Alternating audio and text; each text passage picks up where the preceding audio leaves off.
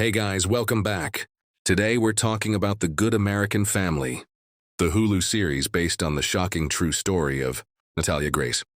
This show takes you on a wild, emotional ride, from suspense and mystery to sadness and outrage. It's only 8 episodes, but there's a lot packed into each one. So let's break down the whole season, episode by episode, and I'll give my honest opinion after each part. Episode 1, Almost Like a Prayer. We start in 2019. With a dramatic scene, Christine Barnett is being arrested. She's accused of abandoning her adopted daughter, Natalia. But before we get into the courtroom drama, the show takes us back to 2010 when it all began.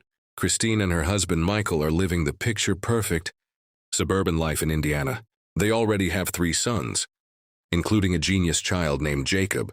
But they decide to adopt Natalia, a 6-year-old girl from Ukraine who has a rare form of dwarfism. At first, everything seems great. Natalia is small, sweet, and eager to please. But Christine quickly becomes suspicious. Natalia doesn't act like a little girl. She seems more mature. One minute she's struggling to walk with a walker, and the next minute she's sprinting around. Christine also notices pubic hair, which she thinks proves Natalia is lying about her age. My opinion? This episode sets the stage like a thriller. It's clear Christine is on high alert from the beginning. But instead of offering love or support, she jumps straight into fear. Personally, I think she was too quick to judge, and that raises some red flags about her intentions from the start. Episode 2, Something's Not Right. The suspicion turns into full-blown fear. Christine documents everything Natalia does. She keeps a notebook of odd behavior. Natalia is suspended from school for allegedly hurting another child with her walker. Then Christine claims Natalia left bloody underwear in the trash, which she takes as proof of menstruation. Meanwhile, Michael tries to play the peacemaker. There's a touching moment when he bonds with Natalia over rock music, but even he starts to get nervous when Christine accuses Natalia of threatening to stab her and hiding knives. My opinion? Honestly, this is where things start getting disturbing. Whether or not Natalia is older than she claims, she's still clearly a person who needs support. Instead of getting her therapy or help, the parents start treating her like a criminal. It felt very one-sided and unfair. Episode 3, Tough Love. Christine decides it's time for tough love. She starts treating Natalia more like a problem to be solved than a child to care for.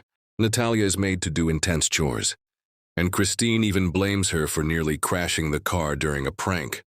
There's a chilling scene where Christine claims Natalia tried to electrocute her by pushing her into an electric fence during a family outing. The episode ends with Christine locking Natalia in the garage overnight because she thinks it's safer. My opinion? This was the hardest episode to watch. Even if Natalia was lying about her age, she still deserved kindness and structure, not fear and punishment. It starts feeling like Christine is actively trying to get rid of her.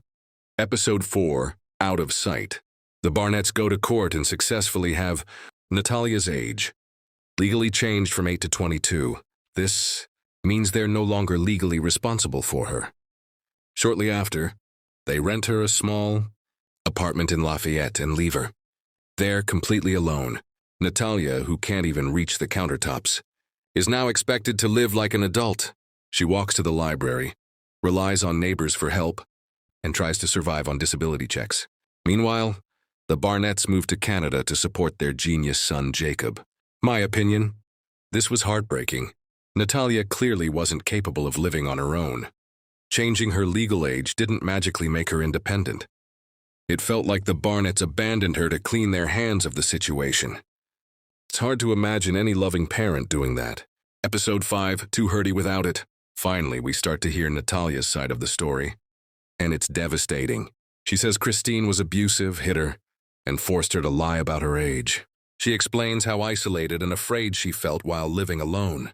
Luckily, a kind neighbor introduces her to Cynthia Mans, a deeply religious woman who welcomes Natalia into her large family. This gives Natalia a second chance at having a real home. My opinion? This episode changes everything. For the first time, Natalia becomes more than just a mystery. She becomes a real, vulnerable human being. Seeing how quickly Cynthia accepted her, you start to wonder why the Barnetts couldn't offer the same compassion. Episode 6, A New Home. Natalia adjusts to life with the Mans family. There are 10 kids in the house, so it's a bit chaotic, but she finally feels like she belongs. She helps out around the house, attends church, and even begins to smile again. But things aren't perfect. Cynthia starts pushing Natalia to ask for donations online for medical care. And despite medical tests that prove Natalia was likely just 11 or 12, the court won't reverse the legal age change.